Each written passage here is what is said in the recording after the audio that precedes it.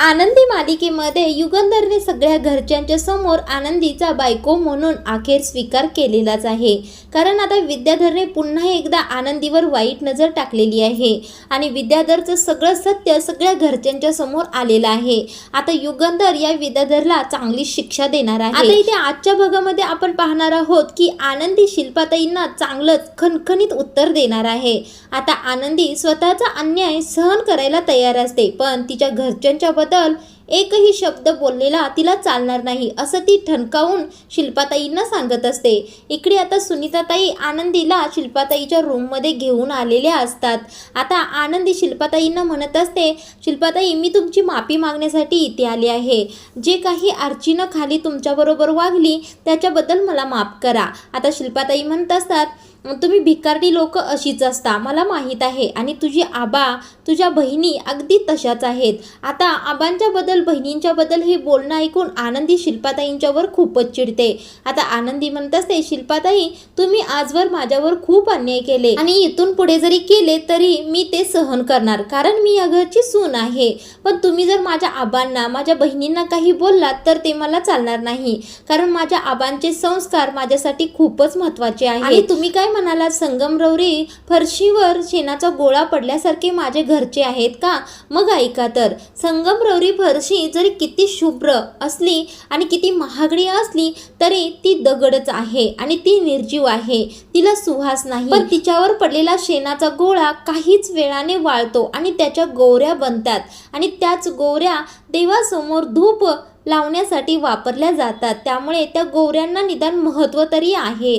आणि आता शेणाची आमच्या घरच्यांना उपमा दिली तर म्हणजेच आमच्याकडे दुसऱ्याला सुगंध देण्याची दानत आहे आणि काही बोलले असेल तर माफ करा असं म्हणून आता आनंदी शिल्पाताईच्या रूममधून निघून जाते.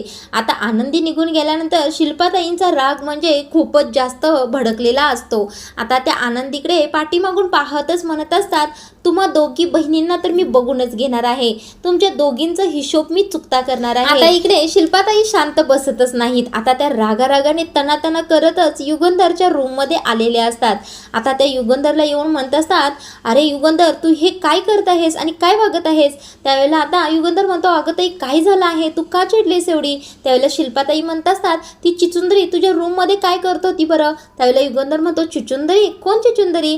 हा ती अर्चिका, आनंदीची बहीण. त्यावेळेला आनंदी म्हणते, त्या भिकारड्या लोकांना एवढं का जवळ करत आहेस बरं तू? त्यावेळेला युगंधर म्हणतो, अगं ताई अशी काय बोलतेस, ती भिकारडी नाही आहेत, आपल्या फॅक्टरीमध्ये काम करणारी स्वाभिमानी माणसं आहेत. त्यावेळेला शिल्पाताई म्हणत असतात, तर या तुझ्या कामगारांना त्यांच्या लायकीतच ठेव, नाहीतर सगळं गाव घेऊन उद्या घरापर्यंत येतील. त्यावेळेला युगंधर शिल्पाताईंना म्हणत असतो, ताई उगीच असं लहान सहान गोष्टींवर चिडत जाऊ नकोस. आनंदी आता या घरची सून आहे म्हटल्यानंतर तिचे नातेवाईक तिला भेटण्यासाठी घरी येणारच ना, मग त्यात चुकीचं काय आहे बरं? आणि उगीच तू राईचा पर्वत करून अशी चिडचिड करत जाऊ नकोस, मी निघालोय फॅक्टरीकडे, माझं काम आहे असं म्हणून युगंधर आता शिल्पाताईचं बोलणं ऐकतच नाही आणि तेथून निघून जातो. आता इकडे तुरुंगामध्ये विद्याधर निवांत झोपलेला असतो. तेवढ्यातच हा हवालदार या विद्याधरला नशेचे पेय पुरवत असतो. आता ती 2 बाटल्या घेऊन तो हवालदार घेऊन आलेला असतो. आता त्या खूपच महागड्या दारूच्या बाटल्या असतात. आता विद्याधर त्या बाटल्या घेतच म्हणत असतो, अरे वा किती छान माझं काम केलं आहेस, तू कुठली पितोस बरं? त्यावेळेला ते हवालदार विद्याधरला म्हणत असतात, मी एवढी महागडी पेत नाही, माझी कमी पैशाची असते.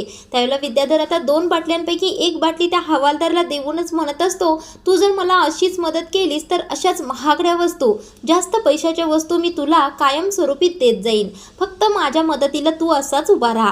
आता तो हवालदार हो हो असं म्हणतो आणि तेथून ती बाटली घेऊन निघून जातो. आता इकडे हॉलमध्ये सगळेच नाश्ता करण्यासाठी बसलेले असतात आणि शिल्पाताई सुनीताला म्हणत असतात, चल पटापट वाढ सगळ्यांना.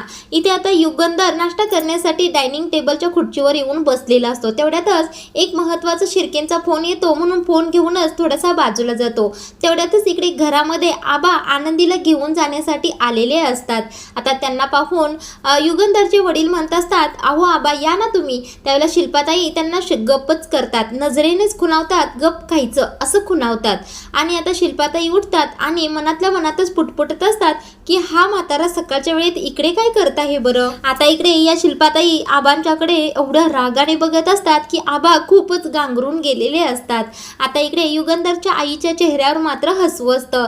आता आनंदीला घेऊन येण्यासाठी सुनीताला शिल्पाताई सांगतात. त्यावेळेला सुनीता पटकन धावत जाते आणि आनंदीला घेऊन येते. आनंदीला त्या म्हणत असतात, आनंदीताई आबा आलेत. आता आनंदीच्या चेहऱ्यावर एक वेगळंच हसू येतं. तिला खूपच आनंद झालेला असतो. आता ती धावतच येते आणि आबांच्या गळ्यातच पडते. आबांना म्हणत असते, आबा मला तुमची खूपच आठवण आली आणि तेवढ्यातच तुम्ही आलात बघा. आता इकडे आनंदी आणि आबांचं बोलणं ऐकून शिल्पाताईंचा राग खूपच वाढलेला असतो. आता त्या दोघांना म्हणत असतात, तुम्हाला काय इथेच गप्पा मारायचे का? देऊ का खुर्ची देऊ का?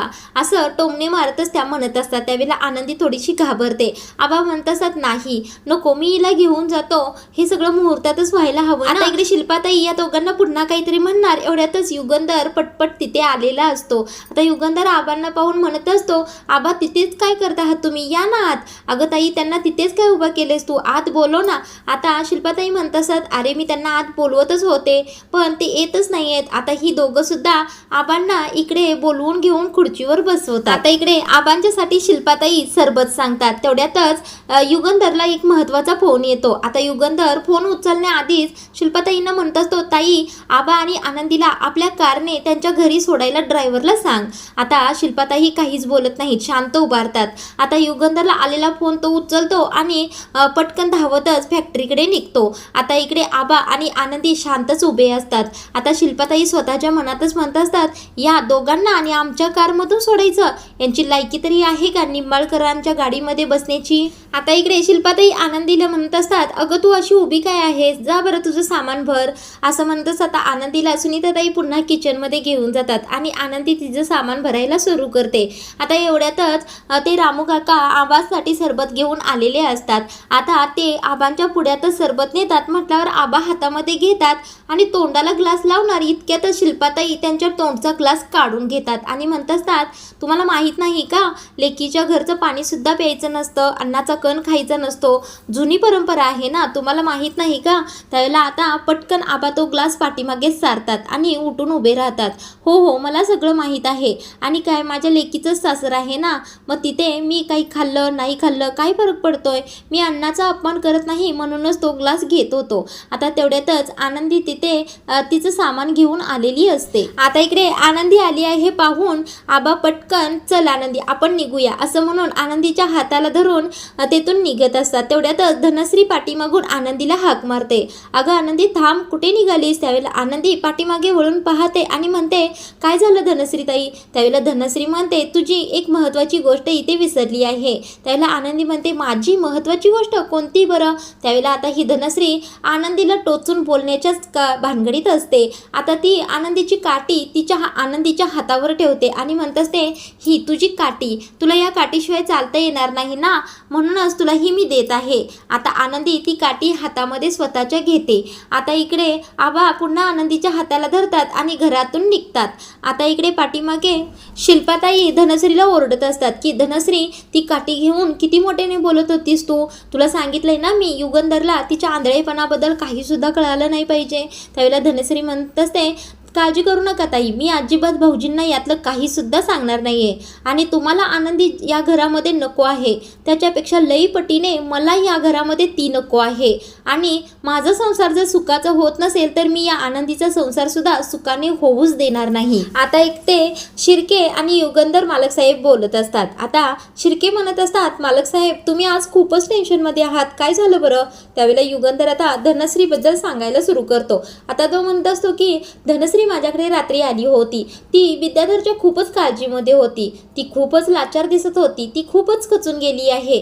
विद्याधरवर खरं प्रेम करते ती, म्हणून कस्टडीमधून त्याला सोडवण्याची विनंती मला ती करत होती. पण मी असं कधीच करणार नाही. तिला माहीत नाही की तो किती वाईट प्रकारे इतर स्त्रियांशी वागतोय. आता विद्याधरचा आता विद्याधरचं नाव काढल्याबरोबर युगंधर मालक साहेबांची चिडचिड होत असते, ते खूपच पिसाळलेले असतात. आता ते पाहून शिर्के त्यांना शांत करण्याचा प्रयत्न करत असतात. आता शिर्के म्हणत असतात, मालक साहेब तुम्ही चिडू नका, तुम्ही शांत व्हा, परिस्थिती थोडी समजून घेण्याचा प्रयत्न करा. आता इकडे शिर्के युगंधर मालक साहेबांना शांत करतच म्हणत असतात, मालक साहेब आज संध्याकाळी तुम्हाला एके ठिकाणी जायचं आहे. त्यावेळेला मालक साहेब म्हणतात, कुठे कुठे जायचं आहे मला संध्याकाळी? त्यावेळेला आता शिर्के म्हणत असतात, तुम्हाला आबांच्या घरी मांडव परतनीसाठी जावं लागेल. त्यावेळेला आता युगंधर मालक साहेब एवढे चिडलेले असतात शिर्केंवर की मी अजिबात त्यांच्या घरी जाणार नाही असं ठणकावूनच सांगतात.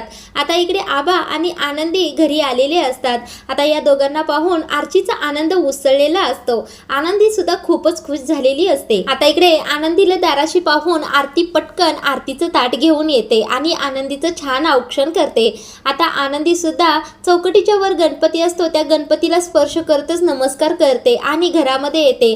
आता आनंदीला एक वेगळाच आनंद झालेला असतो. ती आता आरतीला मिठीच मारते आणि खूप आनंद व्यक्त करते. आता या तिघीजण एकमेकींना सोडतच नसतात, खूपच खुश झालेल्या असतात. ते पाहून आबा म्हणत असतात, ए बाद झाला आता तुमचा आनंद, आता आनंदी दिवसभर आपल्याकडेच आहे की. आता इकडे आनंदी आबांच्या जवळ येऊन बसलेली असते. आबा आरतीला म्हणत असतात, अगं आरती आनंदीसाठी पाणी घेऊन ये. त्यावेळेला आरती पटकन जाते आणि पाण्याचा ग्लास घेऊन आनंदी जवळ येते. आता आनंदीला पाणी देते तेवढ्यातच तिचं लक्ष आनंदीच्या पायाकडे जातं. आता पायाला पट्टी बांधलेली असते. ते पाहून आरती घाबरते आणि विचारते, आनंदी तुझ्या पायाला काय झालं ग, काय लागलं? त्यावेळेला आता आनंदी थापाच मारत असते. आता ती खोटं बोलत असते की ते घर माझ्यासाठी नवीन आहे ना, त्यामुळे माझ्याच हातून पाण्याचा ग्लास खाली पडला आणि त्या काचेवर माझा पाय लागला आणि त्याचमुळे माझ्या पायाला छोटीशी जखम झाली आहे आणि आता बरी आहे मी, असं आनंदी म्हणत असते. तेवढ्यातच आता ही गंमत करणारी आर्ची तिथे येते. आता आर्ची आनंदीची गंमत करत म्हणत असते, मग काय निंबाळकर घराण्याची मालकीन तो राजवाडा तुम्ही पाहून आलात ना, आता तुम्ही तिथे राहता, मग ही छोटी झोपडी तुम्हाला कशी वाटते? आता या घरातील तुमच्या काही लक्षात आहे की सगळं विसरलात तुम्ही? असं आता गमतीनेच आर्ची म्हणत असते. त्याला आनंदी म्हणत असते, अगं असं काय करतेस आर्ची तू, मी तुम्हा दोघींना आणि आबांना कधीच विसरू शकत नाही. आता इकडे आनंदीची गंमत करत असते आर्ची. त्यावेळेला आबा तिला थोडंसं रागवतात. आता ही आर्ची पुन्हा आबांना काहीतरी उलट बोलत असते, म्हणून ती आता आर्ची आबांना काहीतरी उलटच गमतीने उत्तर देत असते. त्यावेळेला आबा तिच्या पाठीमागे हात उगारून लागलेले असतात. आता आर्ची धावतच जाऊन आनंदीच्या पाठीमागे लपते. त्यावेळेला आता आनंदीला आर्ची म्हणत असते, आनंदीताई तू माझा कान पिळून अभ्यास घेतल्यामुळे मला पैकीच्या पैकी मार्क पडले बघ, आणि तेच सांगण्यासाठी मी तुझ्या सासरी आले होते. त्यावेळेला त्या तुझ्या खडूस शिल्पाताई असं म्हणते. तेवढ्यातच आनंदी म्हणत असते, गप ग आर्चे, तसं बोलायचं नसतंय, कशाला तसं बोलतेस? आता ते ऐकल्यानंतर आर्ची म्हणत असते, अगं आनंदी दीदी तिथे काही जे झालं ना ते आबांना सांगू नकोस, प्लीज सांगू नकोस. आता आनंदी आर्चीला म्हणत असते, अगं नाही सांगत बाई. असं म्हटल्यानंतर आबा आता आर्चीला तेथून धुडकावून घालवतात आणि स्वतः आनंदीजवळ बसून तिची विचारपूस करत असतात. आता आबा आनंदीला म्हणत असतात, अगं आनंदी तू कशी आहेस बरं? एवढ्या मोठ्या राजवाड्यात तुला कसं वाटतंय? तुला आमची आठवण तरी येते का? त्यावेळेला आनंदी शांतच असते. तेवढ्यातच आरती म्हणते, हो खरंच का आनंदी, कसा आहे निंबाळकरांचा राजवाडा? खूपच मोठा आहे ना. आता इकडे आनंदी थोडी दबकतच यांना सांगायला सुरू करते, हो हो निंबाळकरांचा वाडा खूपच मोठा आहे. जिथे पाऊल टाकेल तिथे खूपच पगळ जागा आहे. मेन डोअर पासून आत आल्यानंतर खूपच जागा फिरण्यासाठी आहे आणि त्या राजवाड्यामध्ये खूप जास्त खोल्या आहेत. त्यावेळेला आता आर्ची म्हणत असते, तुझी रूम कशी आहे ग? त्यावेळेला आनंदी म्हणत असते, हो हो रूम सुद्धा खूपच मोठी आहे.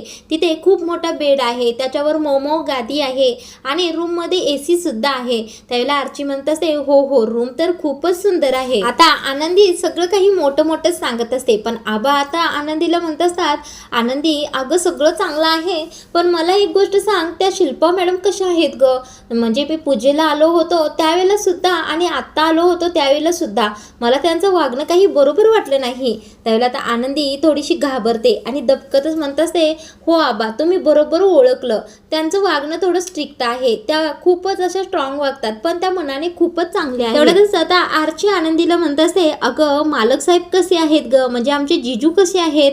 त्यावेळेला आनंदी म्हणते हो ते सुद्धा खूपच चांगले आहेत. आता आनंदीला खूपच भरून आलेलं असतं. आता इकडे आनंदी आबांना म्हणत असते आबा मी थोडंसं हातपाय धुवून येऊ का, असं म्हणून तेथून ती आता बाजूला जाते. आरतीकडून पाणी घेते आणि घराच्या बाहेर आनंदी आलेली असते. आता एवढ्यातच आबा इकडे पाठीमागे देवाचे आभार मानत असतात की माझ्या लेकीला एवढं छान सासर मिळालं आहे आणि माझी लेक तिकडे खूपच सुखात आहे. आता इकडे आनंदी घराबाहेर येऊन रडत असते. आता आरती तिच्या पाठीमागून आलेली असते आणि आनंदीला निराश पाहून म्हणत असते आनंदी काय झालं बरं, तुला तिकडे काही त्रास आहे का, ती लोक तुला जाच करतात का? त्याला आनंदी म्हणत असते अगं नाही ग आरती ताई, तसं काही सुद्धा नाही, मी खूप सुखात आहे तिकडे. आता आरती म्हणत असते तू जर तिकडे सुखात असतीस तर एवढ्या मोठ्या घरातील फोन सोडून तू घरातील नोकर सुनीताताईंच्या फोनवरून फोन का केलास बरं? आता असं विचारताच आनंदीला खूपच हुंदका आलेला असतो. ती आरतीच्या गळ्यात पडूनच रडायला सुरू करते आणि झालेलं सगळं काही सांगायला सुरू करते. म्हणजे शिल्पाताई आनंदीशी कसं वागल्या, तिला सून म्हणून स्वीकार केलेलाच नसतो किंवा सतत तिच्यावर काठी उगारलेली असते, तिला नोकरांच्या सोबत राहायला सांगितलेलं असतं आणि जेवायला सुद्धा तिथेच दिलेलं असतं. हे सगळं काही आनंदी रडून रडून आरतीला सांगत असते. आता इथे आजचा भाग थांबवला आहे. उद्याच्या भागामध्ये आपल्याला असं पाहायला मिळणार आहे की विद्याधर आता कस्टडीमधून सुटून पुन्हा आनंदी समोर उभा राहिलेला आहे. पण आनंदी तपकिरीच्या वासावरून ओळखते की विद्याधर तिच्या जवळ आलेला आहे. आता आनंदी विद्याधर जवळ आला आहे पाहून जोराने ओरडते. त्यानंतर आता विद्याधर तिच्या तोंडावर जोराने हात ठेवतो. आता आनंदी पटकन विद्याधरच्या पायावर कचकन पाय देते आणि विद्याधर जोराने ओरडतो. आता हा हॉलमधील दंगा ऐकून घरातले सगळेच हॉलमध्ये जमा होतात. आता आनंदी सैरवैर धावायला लागलेली असते. तिला कुठे धावू हेच कळत नसतं. आता ती धावत असते तेवढ्यातच जाऊन ती युगंधरला धडकते. त्यावेळेला युगंधर तिला जवळ घेतो आणि रागाने विद्याधरकडे पाहत असतो. आता विद्याधर आनंदीशी कसा वागतोय हे घरच्यांच्या समोर आलेलं असतं. मग आता घरचे विद्याधरशी कसं वागतील आणि आनंदीला न्याय मिळवून देतील का, तेच आपण पुढील भागांमध्ये पाहणार आहोत.